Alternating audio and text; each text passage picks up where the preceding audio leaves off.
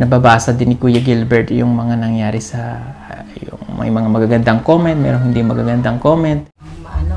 Hiram-hiram na lang. Okay lang, hiram na lang. Kung tubig lang problema. May mga mineral naman kami dito.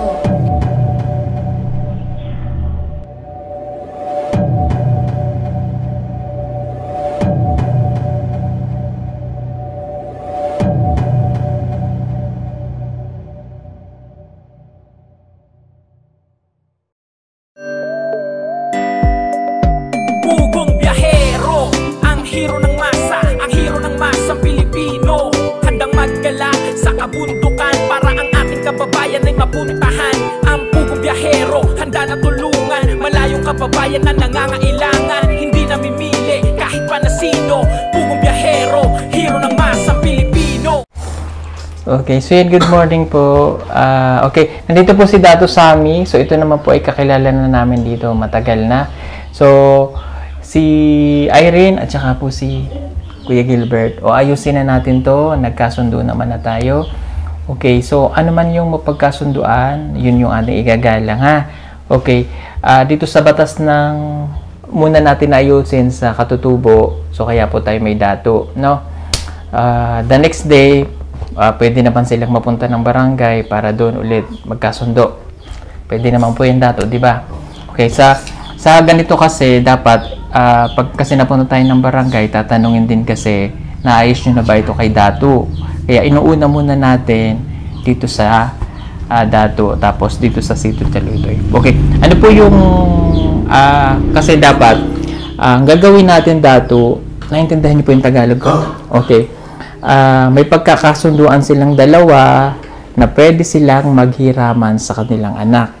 Okay, si Irene, dahil si Irene ay pupunta ng Abra, ang mag-aalaga dito sa anak niya ay kapatid niya ulit. Si Kuya Gilbert naman, pwede niyang hiramin yung bata, tapos ang mag-aalaga naman siya pa rin kung wala siya at nasa trabaho, yung pamangkin naman niya. Pero palagi pa rin siyang nandoon. So yun yung ilalagay natin doon sa kasunduan. Tapos pag hiniram, may nakaayad laging na date kung kailan ibabalik, kailangan masunod yun, no? For example naman, nagka-problema, dapat well known ang both parties. Papaalam kay Erin o sa guardian, sabihin ni Gilbert na hindi ko madadala ngayon yung bata kasi halimbawa may nagka-problema, personal na or, hindi natin naiwasan aksidente o kaya naman may sakit. Ganon din ikaw. Kumbari umalis yung kuya mo, nadala yung bata, hindi agad nakabalik, pwedeng bumalik sa ibang araw para makuha, para hindi nagkakaroon ng problema. Okay? Tapos ang sustento, kung ano yung mapagkasunduan ninyo, ha? Okay? Sige. Pero bago natin yung gawin, antayin lang muna natin yung secretary. Tama? Opo. Si Dato naman, ano pong gusto niyong sabihin, Dato? Gusto na ko nga diligid po niya ugngan si Nignig mo ato sa iyang amahan kaya man ang papagod. O na po siya katungod. Kay ginikanan po na siya. Maghiram yun si Gilbert sa iyang anak. Di po pwedeng pugnan niya. Di po pwedeng pugnan ni Gilbert ang iyang anak. Kamukuha ni Irene. Ayun. Puli-puli lang. Oo, yun. Hiraman lang. Oo. Yun din naman yung gusto ni Irene at saka kay Kuya Gilbert para wala nang problema. Okay. So, may gusto ka bang sabihin, Kuya Gilbert? Gusto lang punta na ko kung lakaw si Erin sa Abra, dali lang sa kong bata para maalagaan ng sakto.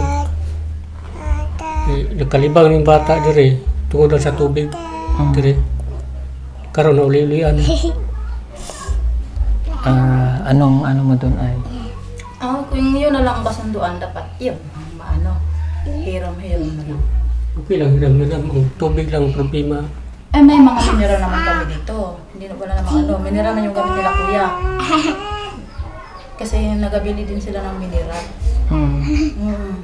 Yeah. May time lang talaga na mag-ano lang siya nila. Ikaduha, gibili lang si Maraya sa bata, tapos gibiyaan ni Maraya. Simba ko, na-disgrasya ang bata rin sa kasada. Okay, so yung mga ganon, yun din yung dapat iwasan, ano? Pagka ang bata, dahil ang guardian ang nag-aalaga, so dapat talaga maalagaan siyang mabuti. Kasi pag tayo ay, halimbawa, kaya hindi tayo nagkakasundo, dahil doon sa pag-aalaga. Diba? So kaya tayo naggagawa ng kasunduan para at least ang protection pa rin ng bata, yung mas mabuting kapakanan ng bata. No, huwag pababayaan.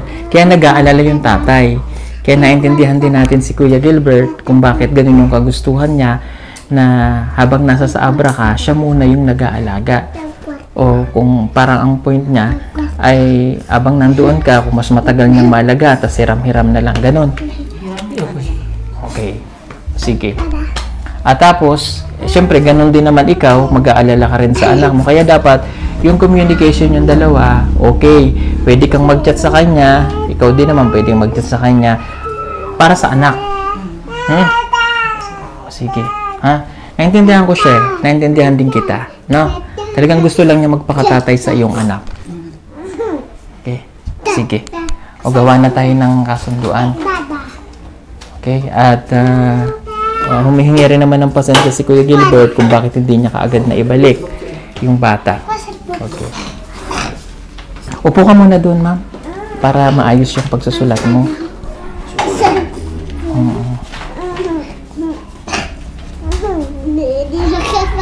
Mas maganda kasi yung ganito dato, di ba? Mas maayos yung napag-uusapan ng mabuti. Para may peaceful ka din na umalis doon. Pag nandun ka naman si Kuya Gilbert, tahimik din habang hahanap buhay siya. Wala naman siyang ibang gustong kundi yung alagaan ng anak mo. Ha? Tsaka kaya siya nagtatrabaho para rin sa anak mo. So, ito na yung time para makabawi siya sa anak mo. So, ibigay na lang din natin. Ano? At ikaw naman, habang nagpo-focus ka sa pag-aaral mo, mas nakakatulong din sa'yo na wala kang ibang iniisip, kundi yung focus sa pag-aaral at nasa mabuting kamay yung anak mo. No? Mahirap din naman si Kuya Gilbert, nagtatrabaho siya, na hindi kayo nagkakasundo habang nagpapanday siya. Paano kung iisip niya, maaksidente siya? Diba? So, imbis na may nagsusustento pa sa anak mo, paano kung anong mangyari sa kanya? Lalo tayong nahirapan o lalo kang mahirapan. No? Okay. May gusto po kayong sabihin natin? Ang gusto mong sa iyang magulang, naanad ang mga bata siya, ha? Tapos, hiram-hiram, ragyod. Oo. Kung ingon si Gilbert nga, dito primary sa iya, di mo sugot ang yan. Yun nga lang ang problema.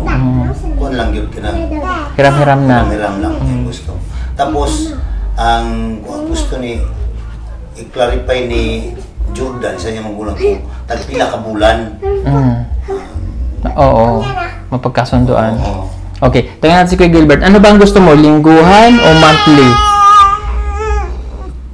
Hindi, monthly. Monthly na lang. O, alam mo ba, isang buwan. Hirap naman pag lingguhan. Sa bagay. Okay. Mas Kung magastos. diya sa eskwela na po, di ba mag-eskwela ng bata, asa dapat pa eskwelahon ng bata, diriba o dito. So, gusto po ni Jordan, diri pa eskwelahon ang bata kay si Gilbert na itrabaho dito. Diri pa eskwelahon na guardian mismo. Ang magulang ani mo bantay sa bata kung eskwela na. Kami lang magsabutan ni kung parte sa ilang pag-eskwela. Sabot-sabot naman niya rin. Tsaka nyo na lang pag-usapan yun pagka mag-aaral na. Okay. Sige. Pwede naman kung mag-aral si Negi dito, malapit lang yung paaralan duha. Lang sa pasukan ni Halila. Tapos continue pa rin yung pag mag-aral na siya. At least hindi mawala yung communication din na liga at saka magtatay ganun. Okay. Ano lang talaga?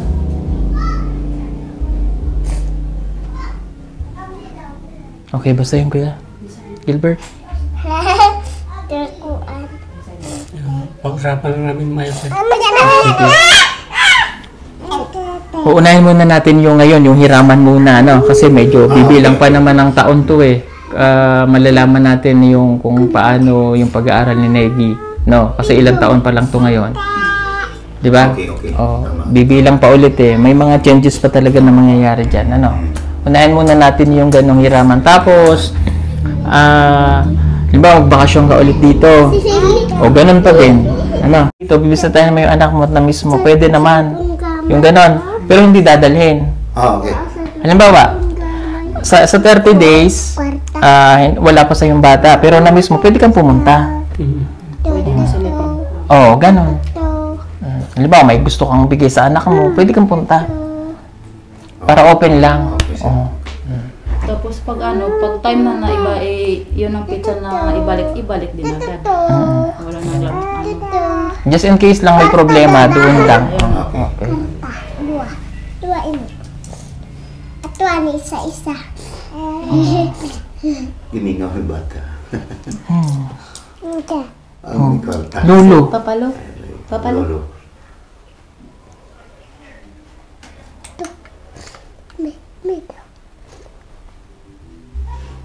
Ang cellphone mo nila nabilin kay tita.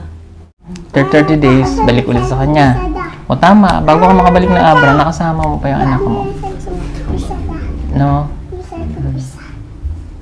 Okay lang sir kung pagbiyahe ni Erin sa Abra, dito lang sa atin muna ang bata. Hindi. O tama, mga 30 days pa. 30 days naman. Dito na po sa imo. Hiram-hiram nga. Matagal yung 30 days. Okay sir. Pag dumating na naman yung 30 days sa inyo, ibalik na naman dito. Ganun. Ganun lang. Nigi. Wala na rin ako ito siya. Wala na rin ako. Ginaganyan yan. Kilala pa niya. Palagi makita sa cellphone eh. Dua ini.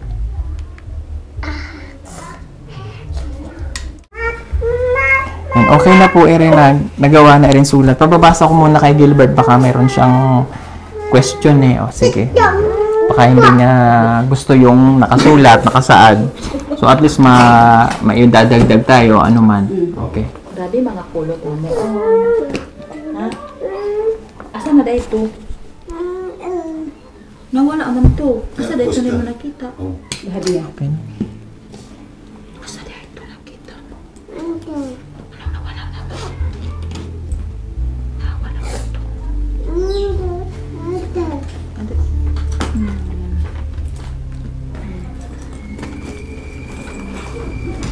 Tumagos ate mo ganito sa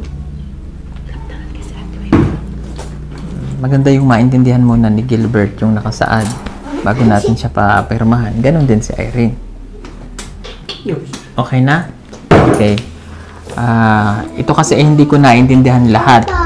So, tatagalogin natin ito. Okay, yung napagkasunduan.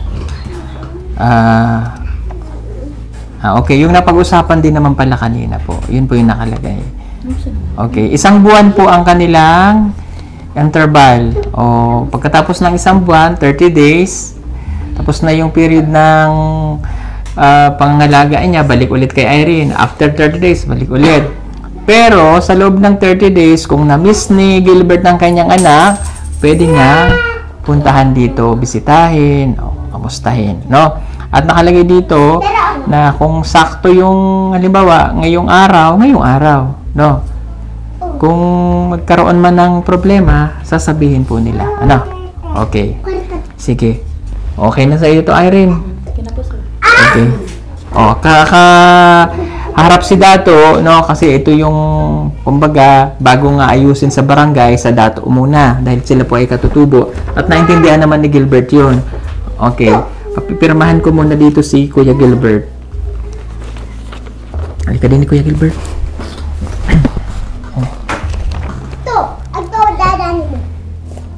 Pirma ka dito. 2 copy ba yan? 1 lang. Okay, sige. Oh. Okay. Irene. Pirma ka. Dito. Sa nig? Sa taas? Ayang Irene. Ran. Pero maka. Oo.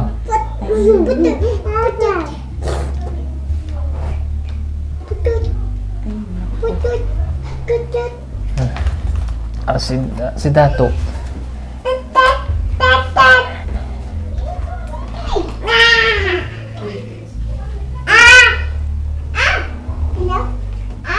Okay. Iya. Tapos ako naman.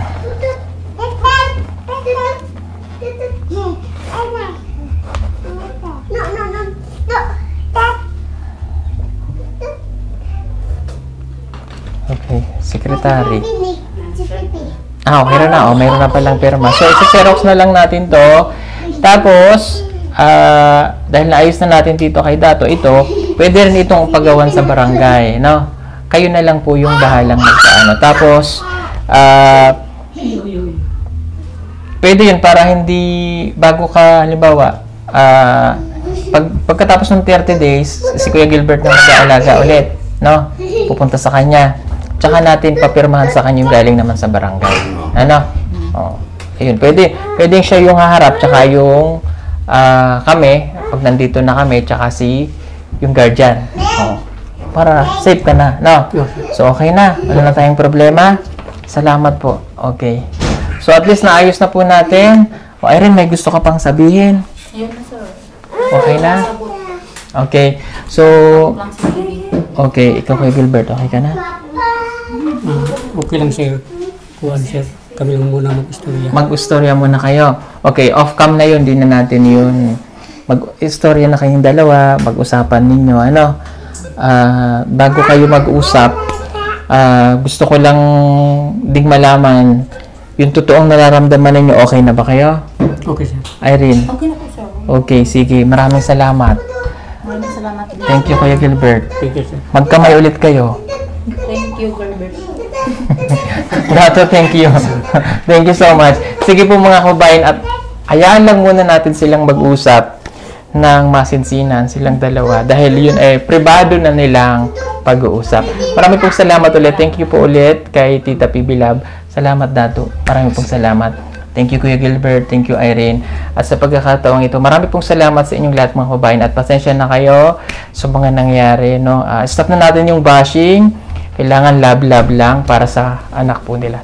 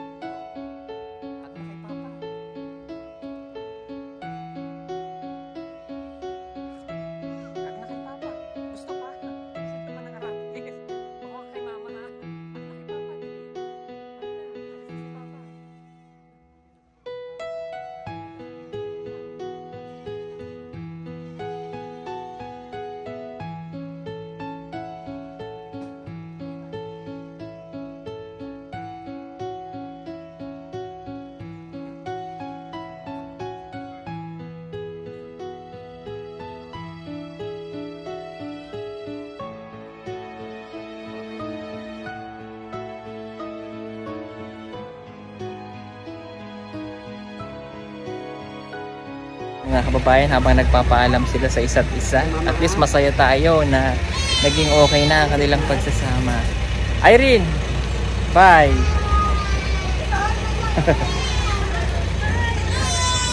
Sige po, salamat po mga kababayan. God bless. And happy Sunday, happy Father's Day to all. Happy Father's Day sa lahat ng mga tatay sa buong mundo. Saludo po kami sa inyong lahat. Okay ka na, Kuya Gilbert? Okay na sir. Masaya na si Kuya Gilbert. Oh. least naayos na natin ang problema yun. Tsaka alam ko naman eh, mahal mo sa Erin, ano? Oo, sir. Ramdam namin yun eh. Kaya sabi ko nga, iba yung mga mata ni Gilbert. The way siya kumilos, the way niya, kahit hindi niya tititigan si Erin, nararamdaman kong mahal mo si Erin, no? Kaya pinigyan namin sila ng pagkakataong makapag-usap. Payo ko lang, hayaan mo lang siya. Hayaan mo lang muna makapag-isip. Para makapag-isip siya. Kasi matagal kayong hindi nagkausap, tapos may ganun. Pero may konting pag-asa, no? Ayun. Hayaan mo lang siya. Ito pa rin yung mga pangarap mong magpakatatay ka sa anak niya. Kasi kita ko hindi gagawin ng ibang, alam nyo mga kabayan, iba kasi yung napapanood lang natin kaysa sa nakikita natin. Tama ba, Kuya Eli? Di ba, Paul? Mas kami yung nakakaramdam nung kaya nakikita ko sa'yo na sincere ka eh. Matagal ka namin pinagmamastan. Although may mga ganong pangyayari na bash ka, okay lang yun kasi hindi naman natin talaga saklaw o yung mga nanonood kasi hindi nila nakita yung totoong nangyari, no? So nakita namin hindi pa kitang tao yun kahit nga off cam, hindi pa kitang tao. Nararamdaman ko yung pagiging tatay kasi in-accept mo rin si Lila na anak, ano? Okay, kasi 9 months kasi nasa sa kanya na yun, kaya tinuri niya ng anak. Sa sa pag-nila sa analyze natin mga kababayan, no? Ganito kasi yun eh. Kung sa iba, halimbawa, kung siya ay hindi nagpapakatatay sa anak ni Irene, ito lang po yung komento ko, no? Para at least mayroon din akong magandang masabi sa nangyaring ito. Kung siya ay hindi nagpapakatatay, hindi niya ito kukunin si Neki, or hindi niya, kumbaga hindi niya nakokontakin si Irene, wala na siyang pakialam. Nagpapakatatay siya eh, kasi anak niya, at hindi siya papayag na hindi rin siya mag-aalaga. Kung sa iba yun, nahayaan na kasi another obligasyon, tama, no? Hindi ko na kasi obligasyon ko pa yan, no? Nararamdaman ko yung pagiging tatay mo sa kanya. Tapos si Irene naman, kung hindi rin naman siya magpapakananay at parang hindi importante sa kanya ang kanyang anak, mahahayaan na lang niya na kuhanin mo yung bata, di ba? So ang dito, nagpapakatatay at nagpapakananay kayo parehas. No, kaya ang maganda nilang ginawa, pag-usap sa gitna, maayos natin at hindi na sila mag-away-away. Kasi yung bata, yung kanilang pinaglalaban dito. So kung halimbawa mag-away sila parehas, sino ba ang kawawa dito? Sino kawawa? Yung bata.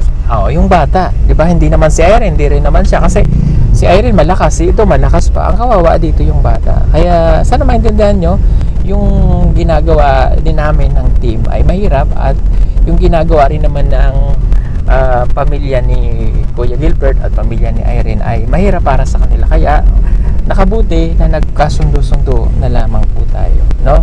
At yun kanina, hindi ko na rin tatanungin sa kanya kung ano yung napag-usapan kasi pribado nilang buhay yun. Basta ang advice ko palagi sa iyo, Kuya Gilbert, yung tama, pagpatuloy mo yung pagiging tatay, pagpakatatay ka, at unahin mo palagi yung anak, no? At dun sa napagkasunduan, wag kang babaling or wag kang magkakamali doon, ano? Opo, sir. No. Ganon din naman yung in-advise ko kanina kay Irene, kinausap ko siya ng kamilang dalawa na wag din siyang babaling dun sa napagkasunduan para parehas kayong hindi magkaroon ng hindi pagkakaunawaan, ano? So yun, masaya na ako at kami naman ay naririto rin, Kuya Gilbert, pag may problema ka, message ka lang ha. Message mo lang kami parehas para at least alam natin yung nangyayari. So solve na tayo. Happy na kami. Happy na rin si Kuya Gilbert. At maraming salamat po sa pangunawa nyo. At naayos na natin to. Salamat po sa inyo. Kuya Gilbert, meron kang sabihin? Wala na. Okay. So maganda rin itong pagkakataon na ito na nakilala ka namin. At least naayos na natin ang problema mo. Hindi ka natakot. Diba? Hindi na. May peace of mind na rin siya. Salamat po mga kabayan. God bless. Bye-bye.